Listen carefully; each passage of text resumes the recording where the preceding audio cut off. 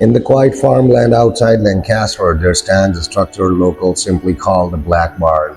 No one remembers when it was built, but everyone remembers when it turned black. Old property records show the barn was originally painted red like every other barn in rural Pennsylvania. It belonged to a dairy farmer named Elias Kessler in the late 1800s. By all accounts, the Kessler family lived in an ordinary life. Fields of corn, a small herd of cattle, a farmhouse that overlooked the barn from a short hill. But sometime in the winter of 1893, something changed. Neighbors began noticing the barn's paint fading unnaturally fast.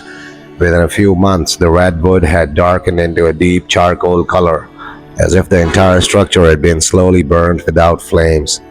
Kessler refused to repaint it. In fact, he stopped letting anyone go near it. Traveling merchants who stopped by the property later described Elias as nervous, constantly watching the barn from the farmhouse porch. At night, lantern light could be seen moving inside the barn long after the animals were supposed to be asleep. Then came the sounds. Farmers from neighboring fields reported hearing strange noises drifting across the farmland after midnight. Metal chains dragging across wooden floors, low thudding impacts, and sometimes something that sounded like hooves, but wrong. Too many of them. By spring, Elias Kessler stopped bringing his cattle inside the barn altogether. They were kept outside in the fields, even during storms. When a neighbor finally asked why, Elias reportedly gave a single answer: something in there doesn't like sharing space. A few weeks later, the Kessler family vanished. The farmhouse was found empty, dinner plates still sitting on the table. The barn doors were closed, but the chains that normally locked them were broken. Inside, investigators found something unsettling. The barn was completely empty. No animals, no tools, no equipment, just a floor covered in deep scratches. Long gouges carved into the wood planks, running in circles across the center of the barn, as if something extremely heavy had been walking the same path again and again.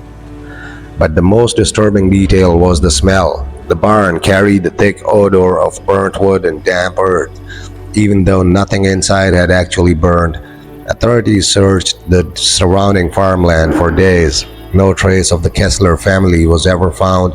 The property eventually passed through several owners, but none of them kept livestock inside the barn for very long, because every farmer who tried reported the same thing. Animals refused to enter. Horses would rear violently at the doors. Dogs would howl and pull away from the structure, and sometimes late at night, lights could still be seen moving through the cracks in the black wood, even though no one was inside. One modern investigator who visited the property years after noticed something strange about the scratches on the floor. They weren't random. They formed a path, a perfect circle, right in the center of the barn, exactly where a large iron ring had once been bolted into the wood. A ring normally used for tying down cattle, but this one was far larger, large enough to restrain something that wasn't meant to be in a barn at all. And when the investigator checked the old property photos from the 1880s, the ring wasn't there, which means someone had installed it later, just before the barn turned black and just before the Kessler family disappeared. For nearly 20 years after the Kessler family vanished, the property remained abandoned. Farmers in the region avoided it. Children dared each other to walk past the barn road at night, but no one stayed long. Then in 1914, a new owner bought the land, a cattle rancher named Harold Denton. Unlike the locals, Denton had no interest in the rumors. To him, the Black Barn was simply a large structure sitting on a valuable farmland outside Lancaster. He planned to repair it and start using it again. The first thing Denton noticed was the color. Up close, the barn wasn't just painted black. The wood itself had darkened all the way through, as if smoke had soaked in the grain of the boards. Workers tried scraping the surface, The black color remained, almost as if the wood had been changed permanently. Denton ignored it. The barn doors were repaired, the broken iron chains were replaced, and within a week the first cattle were moved inside. That night, the animals refused to settle. Cows kicked violently against the stalls, several broke loose and tried to force their way back outside. The workers blamed the unfamiliar building, but the next thing was worse. Around midnight, Denton himself was woken by a noise drifting from the direction of the barn. A slow, heavy dragging sound, followed by a metallic clang, then silence. When he stepped outside, he saw something strange. The barn doors were slightly open, even though he had locked them himself earlier that evening. Lantern in hand, Denton walked across the dark field. The barn interior was completely still. The cattle had huddled together along the far wall, trembling. Every one of them was facing the center of the barn, the same circular patch of floor where the old iron ring had once been. Denton lifted the lantern. For a moment he saw nothing. Then the lantern light shifted, and he noticed something in the dust. New marks, fresh scratches, deep grooves carven into the wooden floorboards. But these weren't the same circular patterns investigators had found years earlier. These marks were moving, slowly extending outward across the floor, like something heavy was dragging itself around the circle.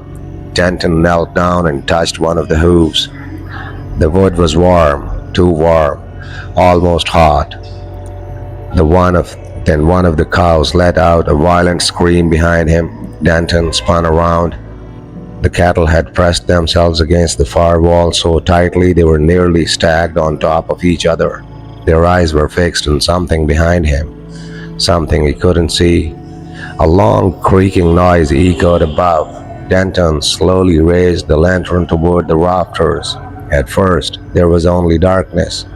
Then the beam of light revealed something moving along the ceiling beams, something enormous. It shifted quietly across the wooden rafters. It swayed, causing the beams to groan. But the shape itself didn't look like any animal Denton had ever seen. It had too many legs, long ones, jointed wrong, and as it crawled across the beam, something heavy dragged beneath it. A chain.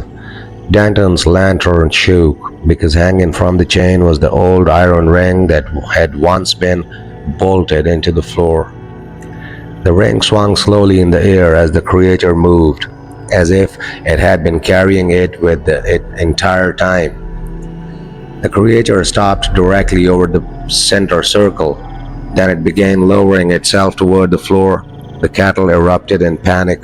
Several broke through the barn doors and ran blindly into the night. Denton ran with them. He never entered the barn again, but the next morning he returned with several workers to collect the remaining cattle. What they found inside ended Denton's plans for the property permanently. The circle on the floor had changed. The scratches were deeper now, much deeper, and in the center of the circle, the iron ring had been placed back into the wood, perfectly fitted into its original position. But there was something new attached to it, a chain, and at the end of that chain, there was a collar, large, metal, and still warm. When Harold found the collar changed to the iron ring, he abandoned the property within a week, but before leaving he brought a local sheriff to inspect the barn. The sheriff arrived with 2 deputies from nearby Lancaster. Then they expected to find some kind of hoax, maybe trespassers, maybe someone trying to scare Denton off the land.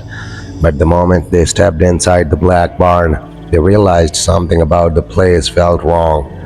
The air was warmer than outside, too warm for an empty wooden building in every early spring. The collar lay exactly where Denton had described it, chained to the iron ring embedded in the center of the floor. It was massive, nearly the size used for a large bull, but heavier, much heavier, and the metal was darkened in the same strange way as the barn walls. One deputy crouched down to examine it. "What kind of animal wears something like this?" he asked. No one answered. because carved into the inside of the collar were small markings, letters, very old ones. The sheriff brushed dust away from the metal and read them aloud. Property of E. Kessler, the same man who owned the barn before his entire family vanished. But the writing didn't stop there. Under the name were deeper scratches, no letters, no words, tallies, hundreds of them, as if someone had been counting or something had been marked in time. Then the sheriff noticed something even stranger. The tallies suddenly stopped right after the number 6. 6 marks carved together and then nothing. The deputies searched the barn more carefully after that. That's when they found the trap door. It wasn't there during Denton's inspection, but now a section of the barn floor near the wall had been pushed upward slightly. Underneath was a narrow pit in the dirt, and inside the pit were bones, animal bones at first glance, but not entirely. Some were too large for cattle, others looked disturbingly human. The sheriff ordered the barn sealed, but before they could leave, one of the deputies shouted from the far side of the building. He had noticed the scratches on the floor again, the circular path along the iron ring, but now the marks were deeper, fresh, and the circle had widened, as if whatever had been walking there had grown larger over time. The sheriff stepped back toward the central ring. That's when he heard something faint, a metallic sound, very soft, coming from above. All 3 men looked up. For several seconds, there was only darkness in the rafters. Then something shifted, a slow movement along the wooden beams, heavy enough to make the entire roof groan. The deputy holding the lantern lifted it higher. The light reached the rafters just in time to catch a glimpse of something sliding silently across the beam.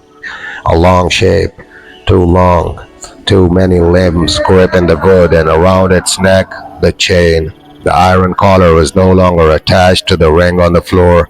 The chain was hanging upward now, leading into the darkness above them.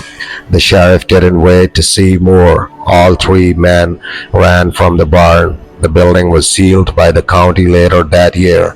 The doors were reinforced with heavy iron locks, and the windows were boarded shut. But farmers in the surrounding fields still report something strange. Some nights after midnight, a dim light can be seen inside the black barn, moving slowly across the ceiling beams. And sometimes, if the wind carries the sound just right, you can hear a chain dragging across the wood, followed by something heavy walking in circles, waiting, as if whatever was once chained to that iron ring is still there. And every night, it tests the length of its chain again.